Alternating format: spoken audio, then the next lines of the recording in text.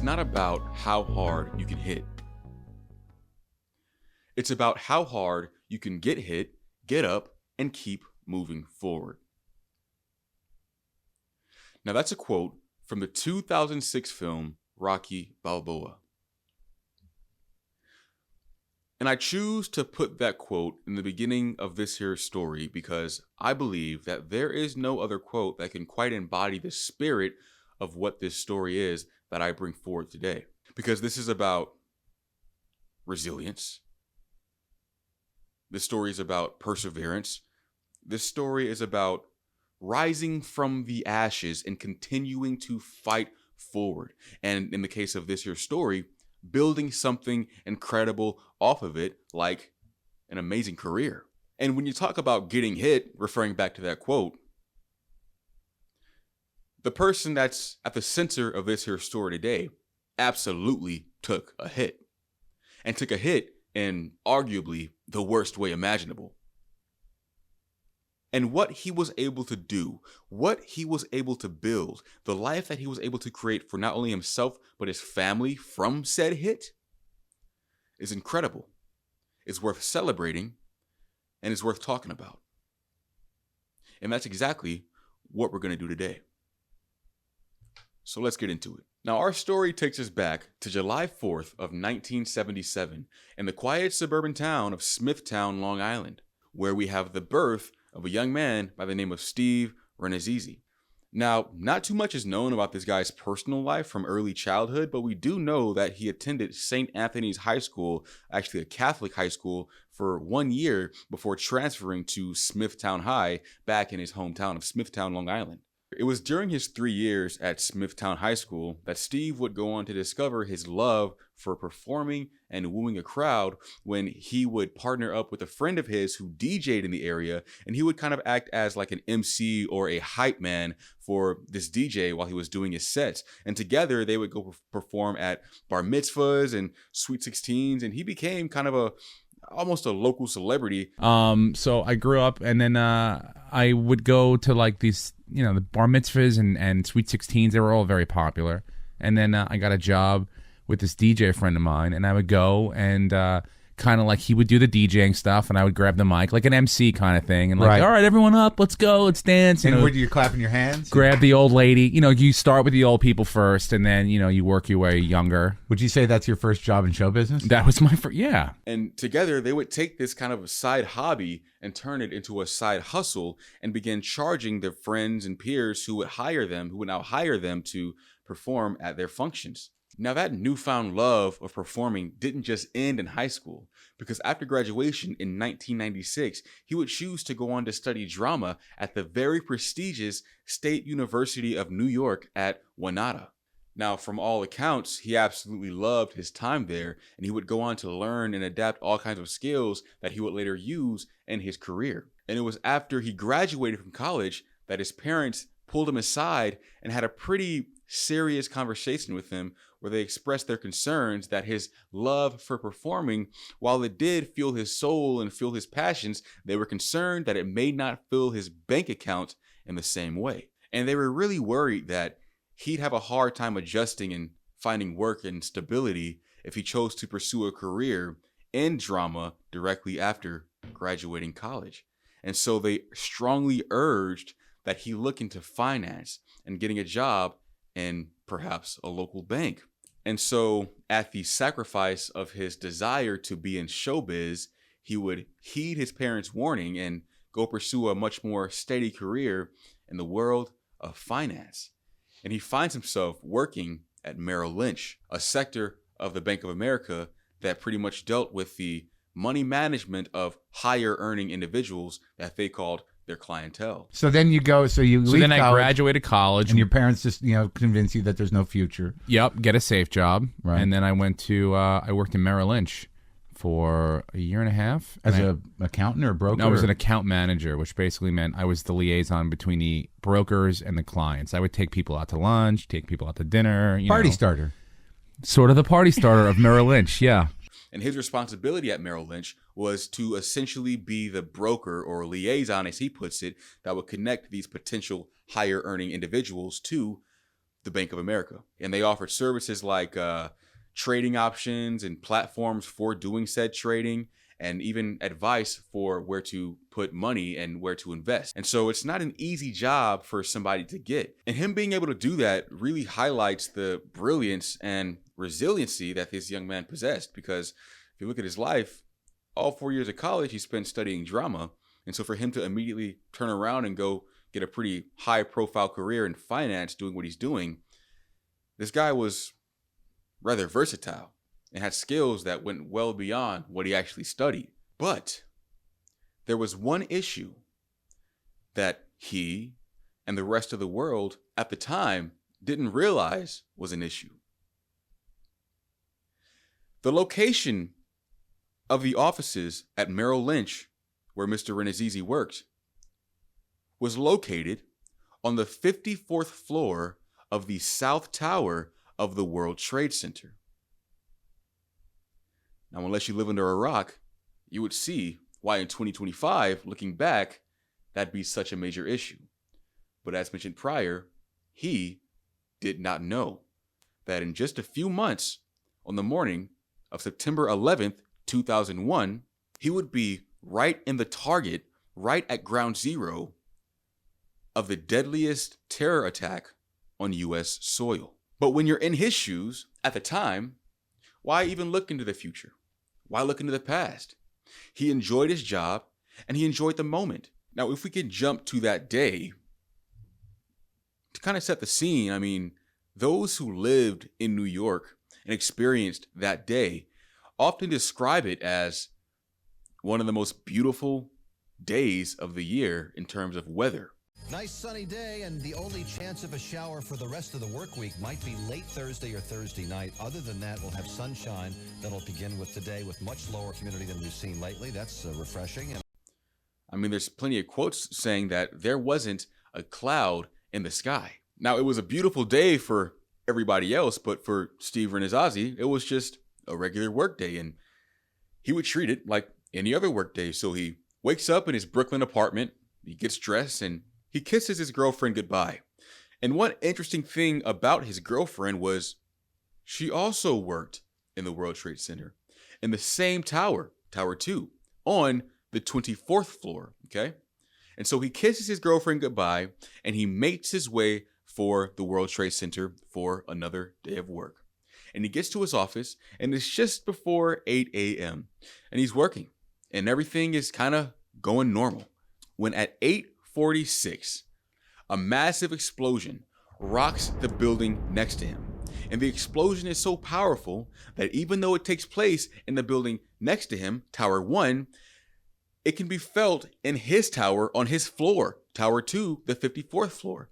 And it's so strong that it knocks him as well as his colleagues clean off of their office chairs. That's Yeah, that's where the part. I worked on the 54th floor of the second tower. Get the fuck out of here. Yeah. Did you evacuate that day? I was there, and then the first tower got hit, and we were like, jostled all over the place. And then Now, scared out of his mind and confused by the chaos, he decided that he would sit for a moment to really gather himself and await further info as to what the fuck just happened. And that is when the New York City Port Authority had issued a message to the entire South Tower of the World Trade Center that an explosion had occurred in the North Tower, but the South Tower was safe and to remain at your desk. Building number 2, we are in the lobby. We are holding down here. The condition seems to have subsided somewhat. People in the building, some people have left. If you wish to leave, you can now use the concourse. You may walk through the concourse on this side, avoiding building number 1. The condition seems to have subsided. Now, like most of the world that day, they were not aware that the explosion, quote unquote, was actually the impact of a commercial airliner carrying 10,000 gallons of jet fuel going 500 miles per hour, smashing into the 93rd floor of Tower 1 of the World Trade Center. The airliner was heading from Boston to Los Angeles. That was the scheduled flight. But early in that flight's departure, it was hijacked and crashed into the building. And so, like I said, it was full of passengers as well as jet fuel. And American Airlines was only one out of 4 planes to be hijacked that day. And the nightmare was only just beginning. Brief history lesson. Now, 1979. Located deep in the heart of Afghanistan, in a mountain range somewhere, you have tucked away a man by the name of Osama bin Laden. The land, the country that Osama called home at the time, was heavily being occupied by the USSR. Now, Osama, not being a fan of these foreign invaders occupying his homeland, he decided that he would partner up with a rebel faction, the Mujahideen, and begin helping them with assistance such as logistics and financing, okay? And he would do this from a remote location. Osama, the Mujahideen, and the United States of America had something all in common at the time. We all hated the USSR. And so the United States, being heavily armed, heavily equipped, heavily trained, heavily funded, decided that we would support Osama and the Mujahideen rebel faction in the fight of getting rid of the USSR. Because if we could kick the USSR's ass without having to put boots on the ground, just fund somebody else to do it, America was going to jump at the opportunity. And so we did that. And we decided that we would train Osama and train the Mujahideen to fight off the USSR invaders. And so we began doing it. And it's going pretty well. And it's a success, actually. And 10 years progress, and it's now 1988, 1989. And you have Osama, who takes the funding and decides that he would form another rebel faction group that went by the name of Al-Qaeda, okay? And so after Osama, Al-Qaeda, and the Mujahideen kick the USSR's ass with the help of the United States and get rid of them from the lands of Afghanistan, you now had Osama and these two rebel factions in essentially a power vacuum in the land that is destroyed that used to be the beautiful lands that Osama called home. And so now you have a pissed off Osama with two very highly trained rebel fighting forces that he is in control of. And it just so happened that at that same time, the Israeli occupation of Palestine was really beginning to ramp up. And Osama would catch on to the mistreatment of his Muslim brothers at the hands of the Israeli forces, who was being heavily funded by the United States. And Osama would see this and decide that he would form a jihad and put Israel and the United States at the forefront of that fight and deem us as enemies number 1 and enemies number 2. And so now that well-trained group that Osama had created in 1989, Al-Qaeda, went from being considered maybe one of our biggest allies in the fight against the Russian/USSR forces to eventually one of our biggest enemies and biggest threats. The 80s come and go, and we're now in the 90s, the very early 90s, where you have Osama and his new radical group, Al-Qaeda, busy spreading terror all over the globe to Israel and Israel's allies. And the United States would fall victim to that terror on February 26, 1993 in New York City, when at 12:18 p.m., a bomb would go off in the underground parking garage of the World Trade Center Tower 2. A chilling life and death drama at the World Trade Center in New York City. A massive explosion in an underground garage. At least 7 are dead, as many as 500 or more injured. Tens of thousands struggled to escape through smoke-filled stairwells. Now, the blast was caused by a 1,300-pound bomb that was planted inside of a moving van that was parked in the underground parking garage of the World Trade Center. Now, the plan was to destroy the underground support columns that held up Tower 2. And the idea was those support columns would topple over, causing the World Trade Center Tower 2 to fall over into Tower 1, knocking down both towers, which at full occupancy could support over 50,000 people inside. So the plan was to kill close to, if not more than, 50,000 people that day. Now, things did not go as planned, because when the bomb went off, instead of destroying those support columns, what it did was blew a 100-foot hole through 6 floors of the lower level of World Trade Center Tower 2, killing 6 people and injuring over 1,000. The rescue effort was more grisly and difficult down below near the epicenter of the violent blast. That's where firefighters saw people dead trapped in their cars and where they found themselves having to rescue one of their own. Now, those injuries and deaths came from actually smoke inhalation because the lower floors set fire, and the staircase that ran through the center of the World Trade Center began to act as a chimney, filling up the staircases and dumping out tons of smoke onto all the floors. And the only way to evacuate was down that staircase. And so for hours, people are trapped in these staircases as they're making their way out, breathing in so much smoke that, again, 6 would succumb to smoke inhalation and 1,000 more would be injured. They let the women who were pregnant go on down, and everybody held their calm, did real well. Just the smoke was terrible. And many of those women were in no condition to be breathing smoke or walking down 100 flights of stairs. It didn't stop. The smoke was getting thicker, and thicker. As you went lower? Yeah. Now, despite the destruction and loss of life, this was widely regarded as a major failure, and many Americans felt a morbid sense of relief at the outcomes of the February 26th attack of the World Trade Center. Amazingly, considering that we think a bomb caused this explosion, it's amazing that there were not more injuries here. This is the closest hospital to the World Trade Center. There were a lot of bruises, a lot of abrasions, maybe some broken bones among some of the victims, but by and large, nothing very, very serious. However, people would speculate that Osama and his goons, Al-Qaeda, were not done. They were not one to just take the L and go home, and many thought that they would be back to strike again. They just didn't know how, they didn't know when, and they didn't know where. And that brings us back to September 11th, 2001, where 4 commercial planes are hijacked by 19 Islamic militants, a part of the Al-Qaeda faction. Okay, you had American Airlines Flight 77 carrying 64 headed for the Pentagon. You had United Flight 93 carrying 44 that was headed for Washington, D.C., likely to strike the Capitol or the White House. That flight was taken over and actually did not make it to its intended target, but crash landed in a field in Shanksville, Pennsylvania. You had American Airlines Flight 11 that was carrying 92 and had already crashed into the North Tower, and that's the explosion that Steve Rannazisi felt in the South Tower. And then you had United Airlines Flight 175 carrying 65 passengers on board that was headed directly for Tower 2, where Steve Rannazisi was working on the 54th floor at Merrill Lynch. The world was not aware that the worst terror attack in U.S. history was already taking place, and Steve Rannazisi was smack dab in the middle of all of it.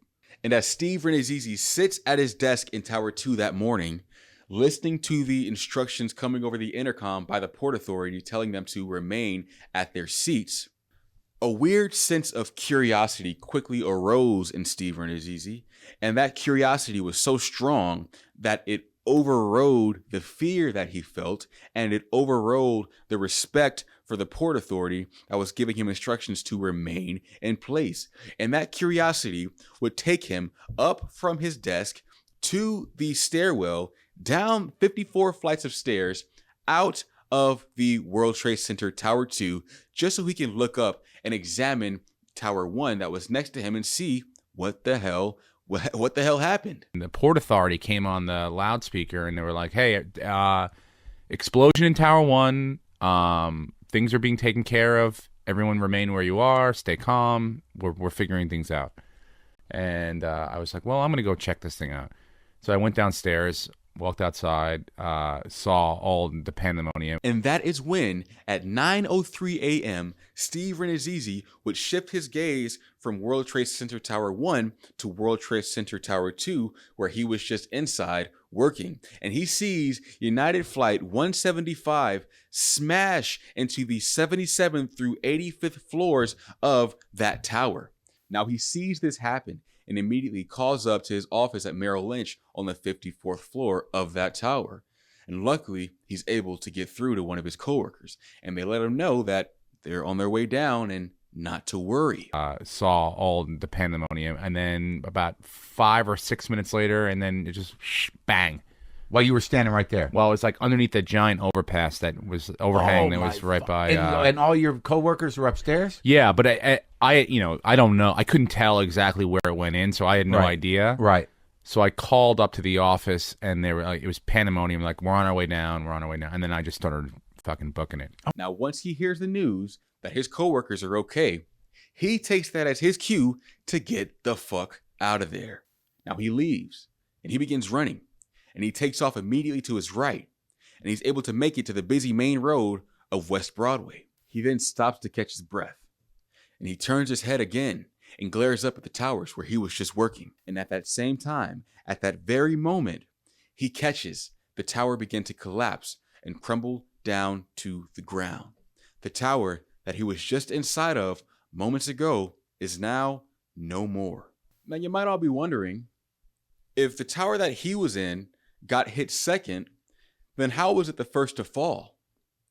Well, if you examine exactly where that plane made impact on his tower, you would see that it was much lower, meaning that those damaged floors were now having to support much more weight from the floors above them, and it couldn't sustain that weight for much longer. He couldn't believe his eyes and was under the impression that it all must have been some freak accident. And panicked by the whole event, Rannazisi knew that he needed to get the hell out of Lower Manhattan. And that is when he flags down a cab.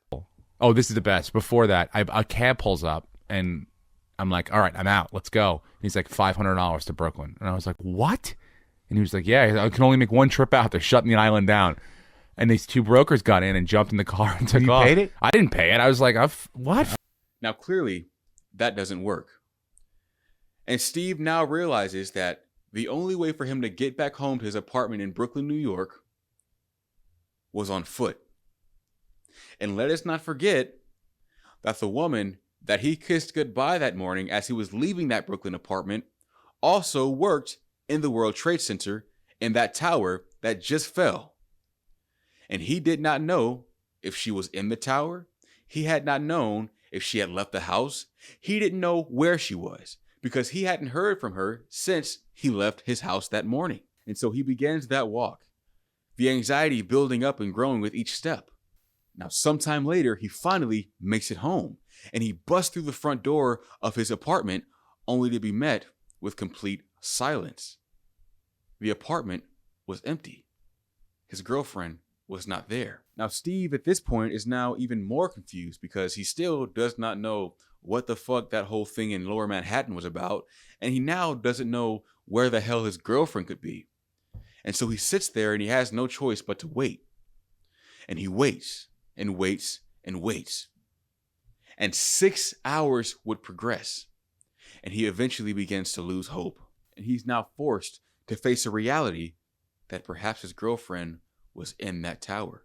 With this sudden realization, he gets up and walks over to his house phone and begins to make the most dreaded phone call of his life to his girlfriend's parents to let them know of the horrific situation that just unfolded in Lower Manhattan and that their daughter is missing. My wife, who was my girlfriend at the time, worked on the 24th floor, and I didn't know where she was for like 6 hours. No way. And what happened was I'd walked home and then got to my apartment, caught my breath, watched the news, and then about an hour goes by, 2 hours go by, no her. And I'm like, oh, I now have to call her parents and tell her she's dead. And as he's preparing to make that phone call, he hears a jingling of keys at the door. He sees a turning of the doorknob, and in walks his girlfriend, completely unscathed. It turns out that when she left the apartment that morning, she did not make it to the World Trade Center because when the entire event began to unfold, she was still on the subway that took her from Brooklyn to Lower Manhattan, that actually ran under the Hudson River, okay? And so that train that she was in, the first stop in Lower Manhattan was the World Trade Center, the place that was literally being blown up. The conductor of that train gets word of what's happening at the first stop that he's planning to get to and realizes that he can't go there. And so he stops the train, and the train stops and is now in complete stillness, sitting at the bottom of the Hudson River in a tunnel. and the train begins to slowly back out. And it was not only this train that was in that tunnel. It turns out there were a plethora of other trains that were behind that train. And so now they're all waiting in line as each train is slowly backing out back into Brooklyn, where they had all just came from, one by one. And it's a process that takes over 6 hours, which is why it took so long for her to get back home and why Steve was waiting in that apartment for her for 6 hours. Now she walks through the door and Steve sees her, and he is met with what I imagine the greatest sense of relief that he'd ever felt, knowing that his girlfriend was alive and had not perished in the collapsing of the World Trade Center where they were both scheduled to be that morning. And they call their loved ones, they let everyone know that they're fine, and they realize that they're no longer in danger, and they decide that now would be the best time to roll up a joint, head to the top of that Brooklyn apartment that overlooked Lower Manhattan just across the water, and discuss the events of that day. Not only that, but ultimately their lives up until that point. And it was during this conversation that they both realized that life is too short and can be taken away in an instant. So why spend any moment doing something that truly does not fulfill you? And Steve decides that he wants to move to California, Los Angeles in particular. We went up to the roof of our building, we smoked a joint, and then decided we were going to leave. I'm like, let's go do... Looking at a smoking Lower There Manhattan. were pieces... He wants to pursue that passion that he had since childhood. And so some months go by and they do exactly that. They completely leave their home in New York City and are now living in Los Angeles, California, and Steve is pursuing show business in the form of stand-up comedy. And he finds himself performing open mics at the legendary Laugh Factory on Sunset Boulevard. And Steve, with his natural charming ability, is very well perceived. And he works at it for so long and builds up on this skill that he is now hired by the club to be a permanent feature. Oh, hey, Steve Rannazisi here. Great show tonight on Thursday. I'm here all weekend. 2 shows tomorrow on Friday, 2 shows Saturday. You better get your tickets now because these crowds, they're selling out. So you better get down here soon. All right? And this is the Laugh Factory we're talking about. I mean, legends have graced and continue to grace those stages at that comedy club, okay? Just to name a few, we have Richard Pryor, Joe Rogan, Jerry Seinfeld, Bill Burr, Kevin Hart, Robin Williams, Eddie Murphy, Dave Chappelle, and the legendary Andrew Dice Clay. These are people that, for majority of Steve Rannazisi's young life, he would idolize. And he's now able to call them his coworkers, his colleagues, his peers. And many of his now peers, these legendary comedians, would begin to see Steve as much more than just a comedian. Because once they got wind of his story and what made him go to California in the first place, they began to call him Hero. And the legendary Andrew Dice Clay would even go on to give him the nickname T2, which stands for Tower 2, the tower that he was working in during the attacks of September 11th. Now, some years will progress and he's completely adjusted to the life of a stand-up comic in Los Angeles, California. And by all means, this guy is knocking on the door of stardom. In 2003, at a comedy show that Steve is performing at, Ashton Kutcher would actually scout this guy and cast him in his hit TV show, Punk'd. How did this happen? You want to get some stuff out of the car before we tow it? You got some stuff in there you want to get out? You have to tow my car? Oh, we got to tow it, man. Where you taking it? Well, we got to tow it to Barstow. Barstow is it? Barstow's fine. And so with that opportunity, a bunch of doors would begin to open for Steve Rannazisi. And in 2006 through 2007, he is casted in ABC Network's The Big Day. In 2009, he appears in Paul Blart Mall Cop, and imagine that with Eddie Murphy. And then again in that year, 2009, he would star in the hit FX show The League as character Kevin MacArthur, who would later on become a fan favorite of that show. Now, the show would go on to run for 7 seasons, and in 2013, his first special is produced by Comedy Central, Manchild, and it's ultimately very well received by the public. And sometime later in 2015, he is selected by Buffalo Wild Wings to be the face of their new NFL campaign they were running that year. And at the same time, he begins working on material for his next special, Breaking Dad, which is set to be released in September of that year, 2015, and produced once again by Comedy Central. This dude is absolutely killing it. And that's why I chose to start this story off with that quote. It's not how hard you can hit, but how hard you can get hit, get up, and keep going forward. Because he was directly involved, in an event that left the world traumatized, debilitated, unable to keep going. But that event for him was a catapult moment that would thrust him into a world of not only stand-up comedy, but show business. And he was killing it at the highest level. And at this point, things just can't seem to get any better for Steve Rannazisi. That is, until September of 2015. A mere 2 weeks before his brand new special, Breaking Dad, was set to premiere. He is contacted by Sergei F. Kovaleski, a journalist that worked for the New York Times. And apparently that journalist had done some research on the life and story of Steve Rannazisi. The story that, at this point, the whole world had known about and absolutely fell in love and loved this guy for. And upon doing that research, he finds that there are some discrepancies. There are some inconsistencies, if you will. For example, one of the first things that this journalist, Sergei Kovaleski, finds is that Steve had not studied at the prestigious State University of New York at Winata. He never even received a degree in drama. He actually studied communications at the State University of New York at Purchase, a much less prestigious school and a completely different degree than what he had stated before. New York Times journalist Kovaleski also discovered that the story that Steve had told in various interviews and podcasts had not matched up with the story that was told previously. In fact, every time he told the story, there was new bits of information added or completely altered. And then he does even more digging and finds that Merrill Lynch, that prestigious financial institute that Steve had claimed to work for, had no records of his employment there. And then he dug even further and found that Merrill Lynch never, in any point of the company's history, had an office space inside of the World Trade Center.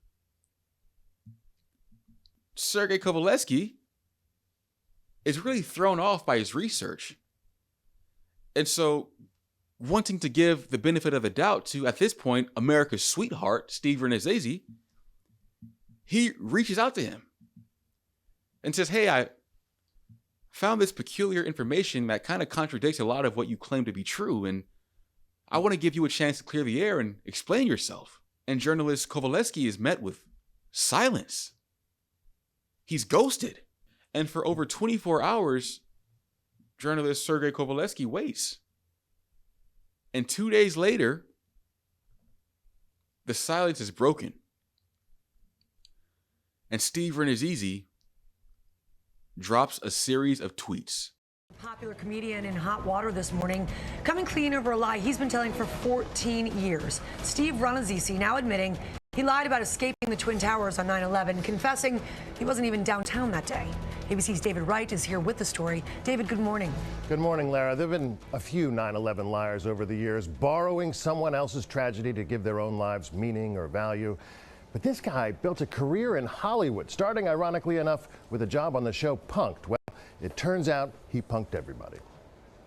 Could you recommend a Doja? You've probably seen him on those ads for Buffalo Wild Wings. Hi, I'm Steve, and I've helped millions claim their fantasy football riches. Or starring in the FX sitcom The League. Let's get back to the draft order, please. His stand-up special is due to air on Comedy Central this weekend. Steve Rannazisi, a comedian whose star has been rising ever since he lied about where exactly he was on September 11th, 2001.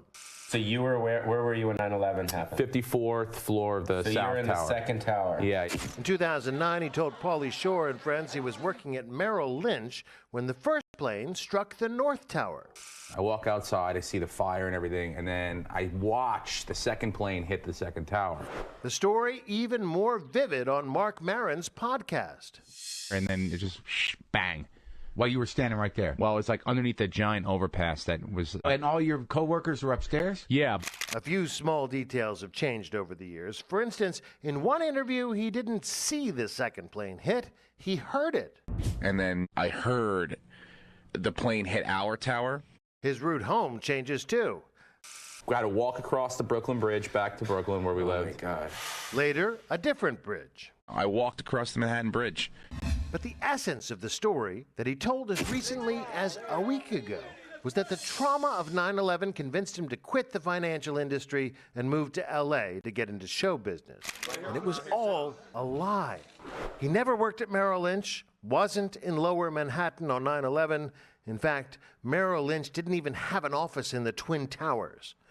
When the New York Times confronted him, Rannazisi came clean. "I was not at the Trade Center that day," he said in a statement. "I don't know why I said this. This was inexcusable. I am truly, truly sorry." Under the slightest bit of pressure, Steve Rannazisi cracks and admits that the entire story of him working in the World Trade Center was fabricated and used to propel his career. And I myself lie, because this is not a story about resiliency and pushing through in some Rocky quote. This is the story of what happens when you build an entire life off of a single lie. No matter how cunning you are and how tactful you are in that lie, the truth will always be revealed. And this is a direct example of that. Now, Steve was actually in New York City during the attack of the World Trade Center, and he was in Manhattan. But Steve was miles away, working his actual job at a desk in Midtown Manhattan. Not even remotely close to the World Trade Center. And upon receiving this information, journalist Kowalewski does what any journalist would do. He writes a story about it, and he releases it to the public. And that story goes nuts. And Steve, who was once talk of the town for being a hero, being a national treasure, was now the most hated man in America. Going into the story, having read the headline, first couple of paragraphs, I wanted to pardon the guy. He's an actor. He did something stupid. We all do something stupid. Hopefully we don't do this. Right? I want to just say, okay, all right, let's be in a forgiving mood, right? Then you read into it more, and you're like, damn it, man, it is hard to get past it. Because it wasn't a thing he said in passing once or twice. He built elaborate stories around it. And in like intimate settings, not like, hey, I'm on the Tonight Show, I got a story I got to tell in 90 seconds, right? Like he's sitting down with Mark Maron on his podcast and talking about all the details of the day. And that's in 2009. It's not like you didn't have a chance to rethink it. So, I mean, you want to talk about people taking advantage of 9/11. We talk about politicians who do that all the time. This guy took advantage of 9/11. It came out now because this is one of the stupidest lies to tell ever. I thought it just was said once, and then, because I never knew this about it. I just know him as the guy from Buffalo Wild Wings. But here's the deal. Well, not anymore. Andrew. They're redefining or reconsidering the relationship and all that. So is Comedy Central. I mean, this dude's in big trouble. Right. And it's that feeling of like, I said something stupid in 1 month, because that's what he said in his apology. He's like, it was the action of an immature kid. And I get that. I get that we've all made mistakes and said stupid shit. But the problem is that over the years in between then and now, he has repeatedly given like these earnest interviews about how traumatic it was for him and all that shit. And it's the same liaison between the brokers and the clients. I would take people out to lunch. Can you pause this? If he's making this up, he has a tremendous mental illness. Yeah. To get that deep into it, I was a liaison. If you use the word liaison in a lie, you're a fucking psychopath. I don't even know what liaison means. It's kind of creepy. I'm the only 9/11 kid here. Nobody else in comedy could be the 9/11 boy. Back the fuck off, Steve! His special, Breaking Dad, which was set to release only 2 weeks prior to this whole event happening, still came out on schedule, but because of the now preceding reputation of the comedian of that special being so negative, the special itself performed horribly and was not so well received. And this was sort of the first sign of what was to come for his career. And the backlash certainly did not just end with reviews on his special, because shortly after that story was written, Steve receives a call from Buffalo Wild Wings, the company that he was recently made the face of. And he's immediately dropped from the whole campaign, fired. Now, the League, that hit show that ran for 7 years, that featured Steve Rannazisi as character Kevin MacArthur, was already on its last season and pretty much production was wrapped up anyway. So they decided to release the last season on schedule. But after that, that network, FX, wanted nothing to do with Steve Rannazisi. And so as you can see, the life of Mr. Rannazisi began to unravel. And it began to unravel quick. And so he decides that he better get in front of this as quick as possible and on the biggest audience that he can manage at the time. And on October 6th of 2015, Steve would take it upon himself to schedule an interview on the oh so controversial Howard Stern show, where he would essentially get in front of the country and have a tell-all and spill the beans. And for the first time in his professional career, be completely honest about his actual story, who he actually was, and why he would make such a heinous lie about his origins. Do you ever say to yourself, why? I mean, do you say, like, are you aware why you lied about being in the Twin Towers? Absolutely. You are aware why? I'm becoming more aware as I speak to people. Because sometimes when you make up a story like this, the easy answer is to say, well, I did it for some sort of attention or something. But I mean, the real deep why is there's got to be something deeply psychological about this. You want people to love you or something like that. To be honest, I think it's when I moved to Los Angeles, it was about a month after 9/11, and I moved with my girlfriend, and she got a job right away. And she in started show making business? friends. No, she was she got a job as a nanny, and she started making friends, and she was making money.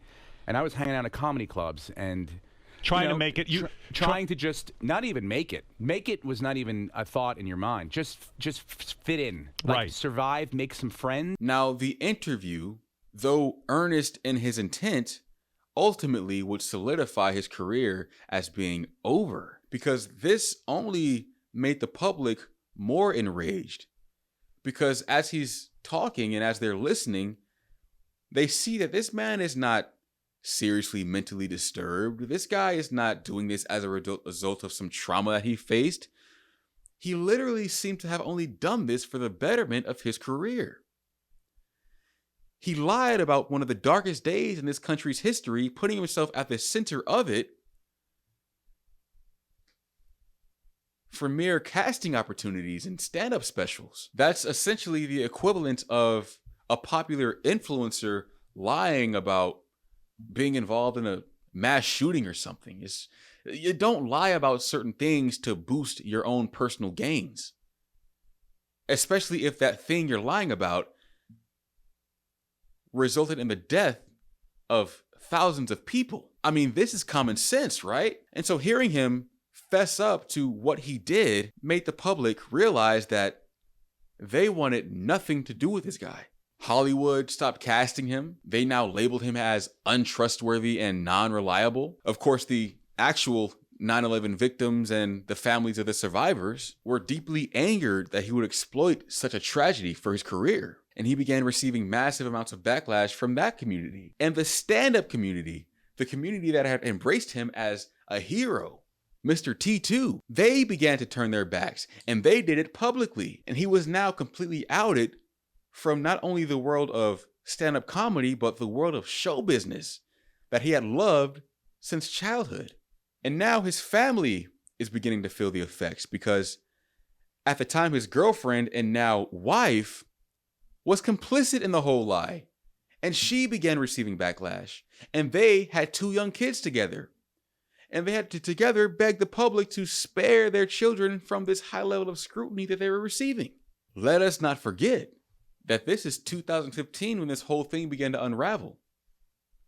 And that is the year that social media really began to pop off. And for a lot of entertainers, social media would act as free promotion. I mean, that was the wave. If you wanted to make a name for yourself in show business, you kind of had to have a presence on social media at that point. And so Steve, trying to adapt to the culture, adapt and get with the times, begins to post and promote and just show off his life on social media. And every time he posts something, he is met with a bombardment of hashtags in his comment section saying, never forget. Now, you and I know hashtag never forget as the mantra for the entire event of 9/11.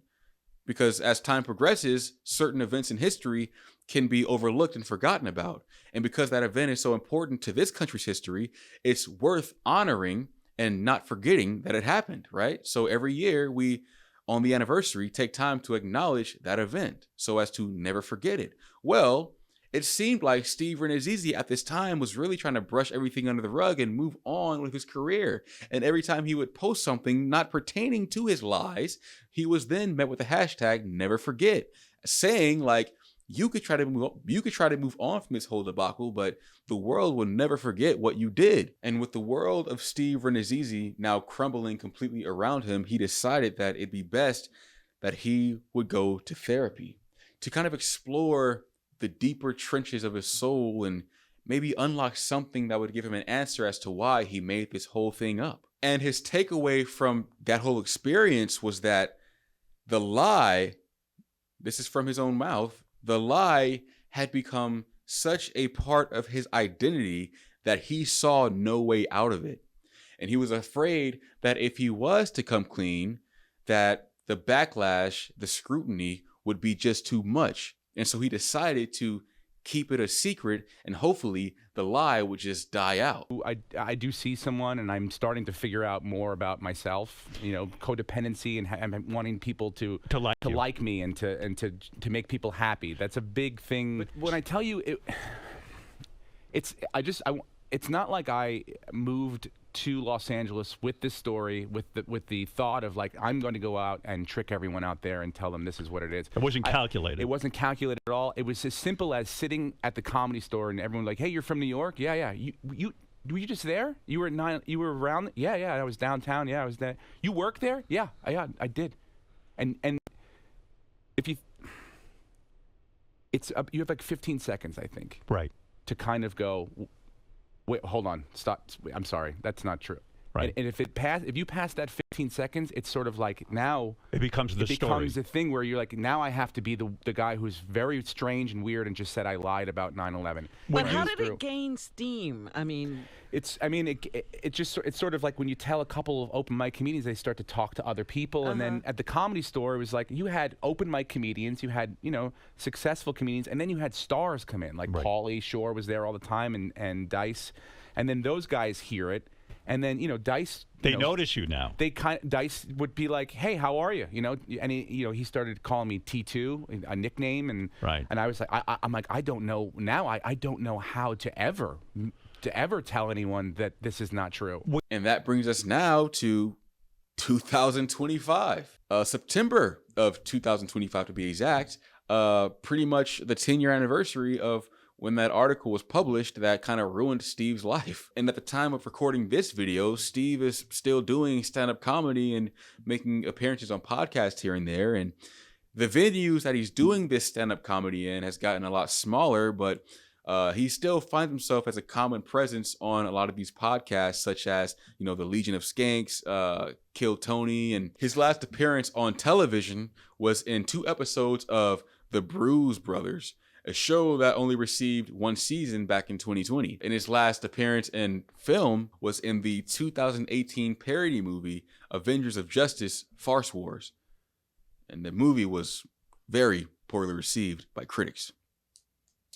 Now, I don't tell this story to like pile on this guy and, bring up old things that I'm sure this dude really wants to forget. I mean, he seems to have paid his dues socially, but this is an insane story. And when I tell these stories, I often try to put myself in the mindset of the person, in the shoes of the person that the story is about. And when I first heard this story, to put myself in the shoes of this man as his world begins to crumble down and this heinous lie that he had built a career of stardom off of was revealed to the public, I found that it would be impossible for one to cope with. The shame that he must have felt, I don't know how he didn't just run off into the woods somewhere and disappear forever. And so it blew my mind, and I really wanted to bring it forth to you guys. And hopefully you got some entertainment out of this. And please, if you watch this video, don't go to his social media account and don't go to his YouTube videos and start harassing the guy. That's not what we're about here at the Midnight Show. But just maybe take something from this, okay? Take something from this. If you're going to build something great, if you're going to make a name for yourself, if you're going to establish something like a career, an empire, something great, then make sure the foundation in which you're building upon is based in truth and not something that can be taken away with a single Google search. We live in a time that's pretty demented and more chaotic by the day. So I bring this story forward today to serve as some sort of lesson. That in a world where poor behavior seems to be more and more normalized, let us not forget that the result of said poor behavior,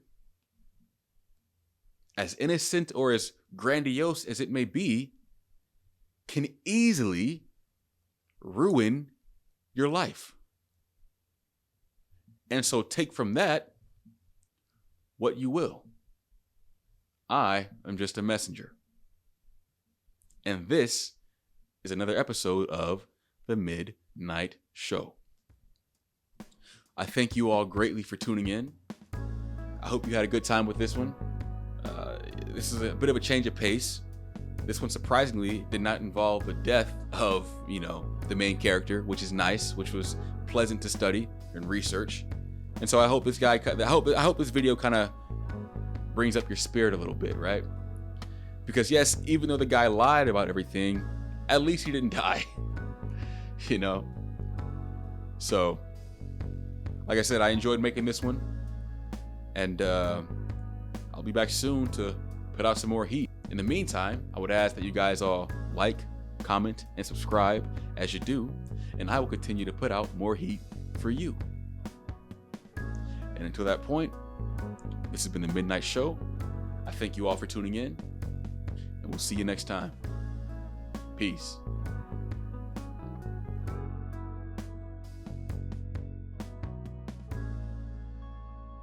Nobody else in comedy can be the 9/11 boy. Back the fuck off, Steve!